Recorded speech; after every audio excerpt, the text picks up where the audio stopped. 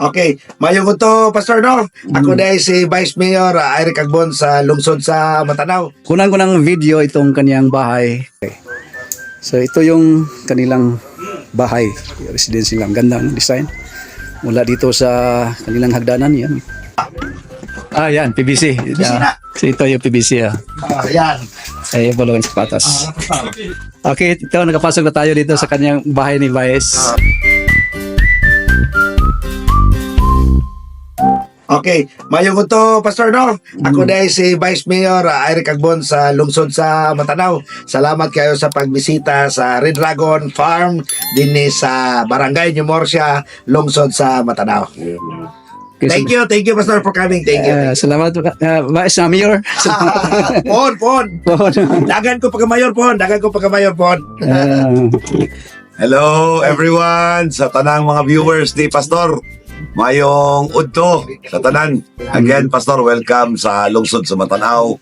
Ako si Hector Xiao, kaning representante din sa wanan sa Auto Direktiba sa Tong Electric Cooperative na Dasureco Davao Linsur Electric Cooperative. At the same time, former Executive Assistant to, at the same time, Acting Municipal Administrator ko sa opisina sa Tongalangdong Mayor Vincent Fernandez.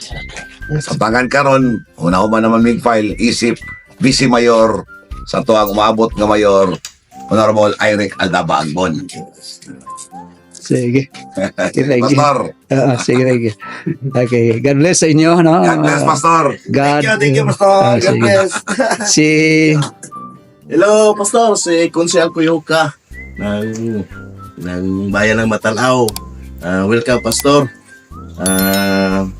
Dinagan po balik pagka-konsyal sa lungsod.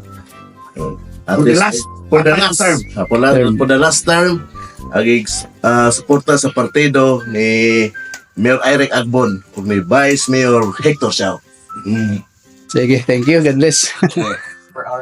Kunan ko ng video itong kaniyang bahay kasi maganda ang design, no? Yan. So, yung design ng kanyang bahay, unique.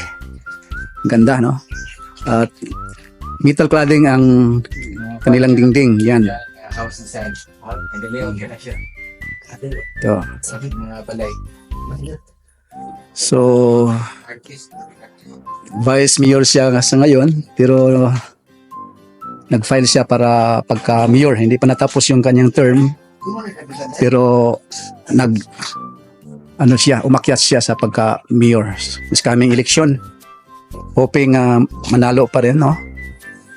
Sa lahat ng mga taga-Matanao, suportahan ninyo si Vice Mayor, currently Vice Mayor na aakyat sa pagka-mayor sa coming election. Okay.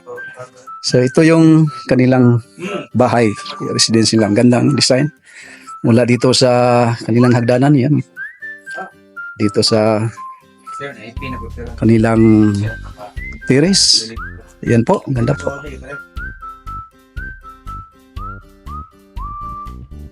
Kunin natin yan ang design doon hanggang doon sa medyo malayo-layo para makuha natin ang buong bahay nila.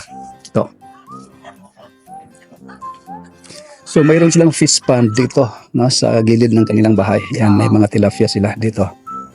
Ayan. Ito yung kanilang dirty kitchen, yung kusina.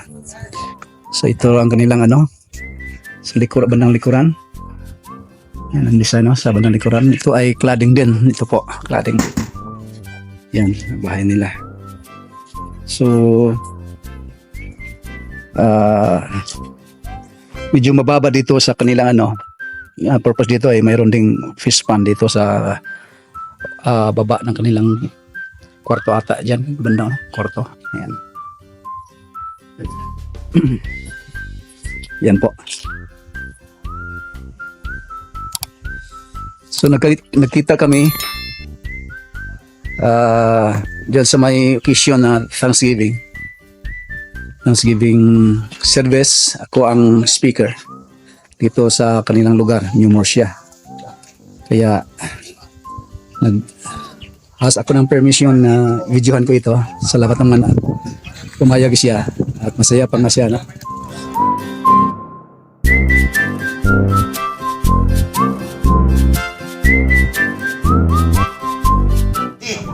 TBC nga kan, natakot lang. At bumbong, PVC yan pero bumbong.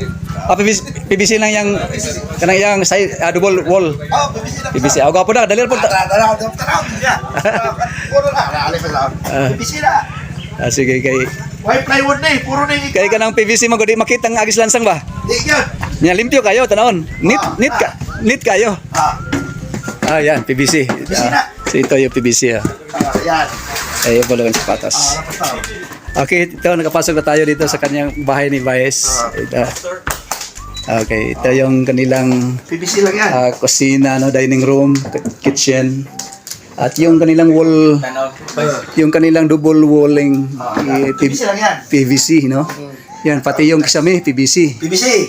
Yan ang gusto ngayon, no? Yung PVC na, no, pang double wall or kisame, ay maganda talaga tingnan. May kanya-kanyang design, no? Mga kanilang, Wala pa sa. yung may mga design din yung PVC.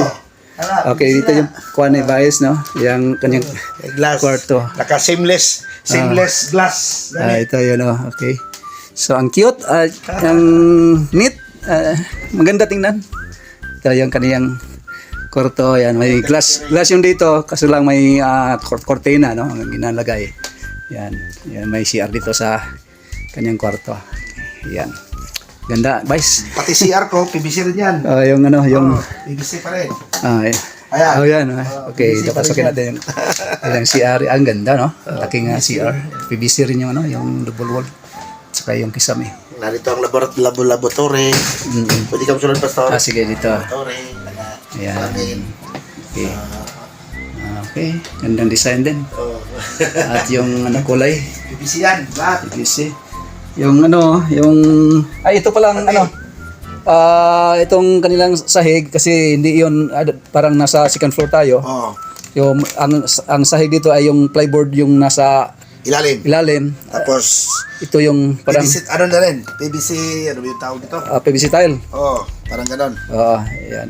Pero ang texture niya is parang kahoy. Parang kahoy. Ito. Ganda, no? Ganda talaga. So ito yung kanilang living room. Ito, ganda. Gandang design. Ito yung dining room. So may dalawang kwarto. Kwarto din dito, Kwarto Vice. din yan, Pastor. Ito kwarto. Tingnan Imo na natin. ng opisina. Kwarto ni Vice dala opisina niya kasi yan may double deck. Okay, yan, ganda. Terrace.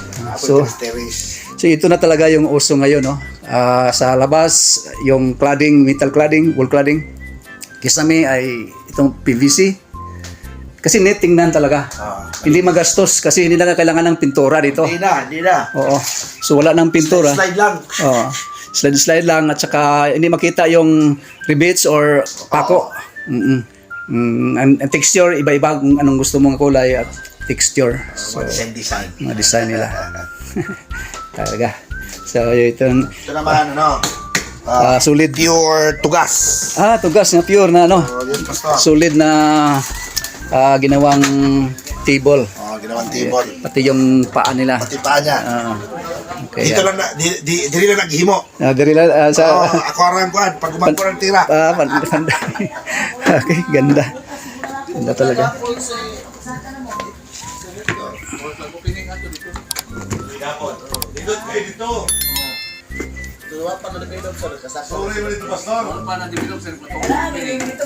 Ito yung mga kasamahan natin. Yan. Mga kasamahan natin. Yung mga pastor. Kailangan sana mag crusade.